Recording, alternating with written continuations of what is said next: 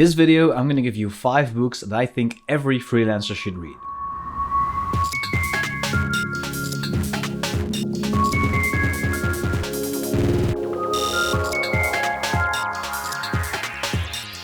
Dreadlabs.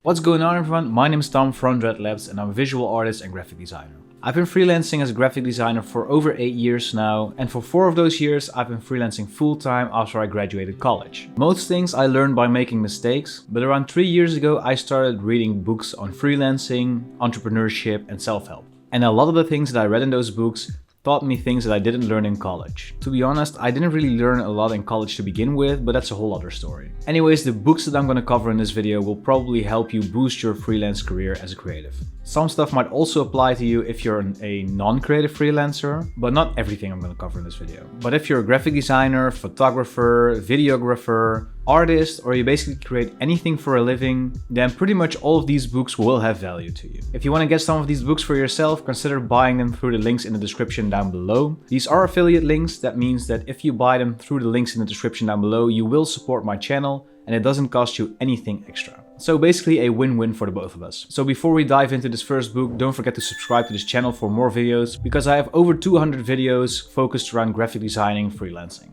Now let's get to the first book. So the first book is Don't Read This Book by Roos, and this is a book on time management for creative people. So the cool part about this book is that it's actually made by typography design. So if you're a graphic designer or something similar, this book will probably resonate with you a lot. And this book is chock full with tips and tricks to help you spend your time more efficiently. What's nice about this book is that it contains actual exercises to help you prioritize, create cool stuff, and stress less. For me, a lot of the content in this book I was already doing subconsciously, but actually reading and learning about it made me aware that I was doing it. So I started doing this stuff more mindfully. That way I had more control over what I was doing during each day. For me, being able to schedule my own days as a freelancer has always been a little bit of a double-edged sword. Of course, the freedom in it is amazing, but I quickly realized that I had to use my time as efficiently as possible. And that's why the next book is also about optimizing the work you put out. It's called Deep Work by Newport. So as a freelancer, you've probably noticed that you waste a lot of time answering emails, switching between small or meaningless tasks, and you're not getting a lot of work done. Newport knows how to counter this and teaches you all about it in his book Deep Work. This book in particular has been an absolute game changer for me. It helped me make my days way more productive than they were before. I actually get more stuff done outside of working for clients and working on videos for Dreadlabs. And all of this without losing sight of the bigger picture.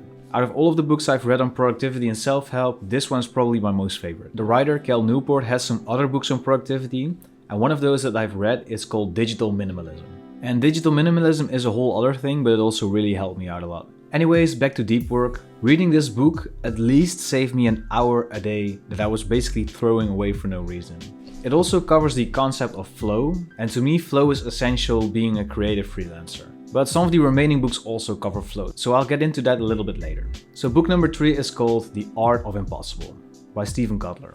I don't know about you guys, but I've had this thought at least once in my career. That person is only successful because of luck. And while luck also may be involved, pushing your boundaries and being successful has some actual science behind it. And this sounds like some internet guru bullshit, but The Art of Impossible by Kotler is actually backed up by a lot of science and research. Like I said earlier, flow is a recurring topic in these videos. It's basically that state where you're completely immersed in whatever it is that you're doing, and you don't really have to think about it anymore and you're just outputting your best work. It can also be compared to runner's high, I guess. Anyways, a big part of this book is about what flow is, how you can stay in the state of flow for a longer amount of time, and how you can trigger it more easily. Thanks to these books, I could trigger my flow state more often, and the result I've been seeing so far is kinda crazy. For example, before I took my break from YouTube, I used to create 4 videos for Dreadlabs a month. After properly managing my time and using flow to my advantage, I created 40 videos in 2 months. So that's 5 times my normal output in video content creation. And it has to be said that these videos that I'm now creating also resonate with me more. And I put more thought in the script and in the shooting of the video compared to when I was doing it before. Before my break, I just used to turn on my camera and start recording. So not only the quantity, but also the quality of my content has been going up thanks to these books. Anyways, getting back to The Art of Impossible, it's a little bit more dry than the other books, I guess, but it's 100% worth reading it. But if you're looking for a book on flow that's a little bit easier to read, then the next one's probably for you. It's called Ikigai by Hector Garcia and Francesc Miralles, and I probably butchered those names. Anyways, Ikigai is a Japanese concept that roughly translates to your reason for being. In short, it's a combination of something you're good at, something you enjoy doing, something you can make money with, and something that the world needs or something that you can help people with. That's the short version, but of course Ikigai goes a little bit deeper than that. Even if you think you found your Ikigai, which I think I found myself, it's still a great book to reflect on your life choices thus far. And if you're a freelancer, you've probably rethought your life choices at some point. So like I said, I always thought that I found my Ikigai by starting Dreadlabs. I do enjoy designing and creating stuff. I like to think I'm pretty good at it, and I'm fortunate enough to make a living out of it combined with my freelancing career. And finally, I help people develop their creative potential and spread knowledge. Reading this book helped me get a clear understanding of why I started Dreadlabs in the first place and why I enjoy inspiring other people and teaching other people with Dreadlabs. Reading this book helped me understand why I created Dreadlabs in the first place and why I enjoy inspiring and teaching people creative practices. It's a bit weird to say in the video, but I often see myself as a quite negative person. Of course, as a regular viewer of my videos, you might think otherwise, and that's obviously because you can only see the parts that people want you to see on the internet. I basically have full control over every single piece of video content that you see from me, so you'll probably never see me in a video being negative, even though I can be like that in real life. Anyways, I used to struggle a lot with being a negative person, and I often felt quite lonely, which is quite logical if you work from home by yourself. I used to have interns and colleagues, but as of 2 years from now, I work alone. And Ikigai helped me realize that these two aspects, loneliness and being a negative person, do not only hinder me in my life right now, but they will definitely hinder me in the future as well. So by acknowledging these two problems, I started to turning these around and started to solve them. But besides learning what your Ikigai is on a professional level, this book also contains a ton of tips on how to live a happier, healthier life. You see, in the world we have places called blue zones. Blue zones are places in the world where people generally tend to grow a lot older.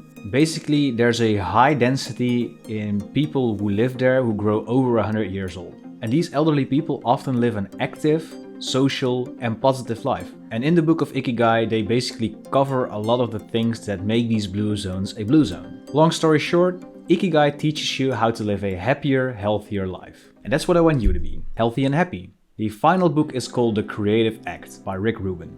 If you've ever needed a giant manifesto on creativity that will motivate and inspire you, then this is the book for you. In this book, the legendary producer Rubin talks about how to tap into inspiration, handle creative blocks, and how to stay true to your vision. In this digital era, we can often find ourselves lost in this blurry haze of algorithms and content creation. It's easy to forget why we design, draw, write, or make something in the first place, to create something meaningful. And let me tell you, this book will help you get your perspective back on track. Because it's made up from short chapters, each with their individual topics, it's a great book to read through, but also pick back up every now and then. Simply browse to a certain chapter that you need guidance on and give it another read. I personally find myself often getting back to the chapter about inspiration. It's about 3 or 4 pages long, so it will take only like around 5 minutes to read, but it just inspires me so much. That specific chapter helped me declutter my mind so I can open myself up to creative epiphanies. Granted, some people might interpret this book as pretentious or wishy-washy, but I guarantee you, if you go into this book with an open mind, you will find at least a couple of chapters that will definitely inspire you and motivate you. There you have it, guys. 5 books that will boost your career as a freelancer. I hope there were some on the list that you didn't know about yet. I hope I gave you a good enough idea on what the books are about, and hopefully you feel inspired enough to pick up one of these books for yourself. Anyways, like I said in the beginning of the video, if you want to get some of these books for yourself, there will be links down in the description to the Amazon pages. These are affiliate links, so by getting them through these Amazon links, you will support my channel without having to pay anything extra. Thank you so much for watching this video. Don't forget to leave a like on it, and if you have any book suggestions on your own, leave them down in the comments below. So if you're not yet subscribed, please consider subscribing because my channel contains a lot of content on freelancing, graphic design and digital art. With all of that being said, this is Tom from Dreadlabs tuning out. Thank you so much for watching, and I'll see you guys in the next video.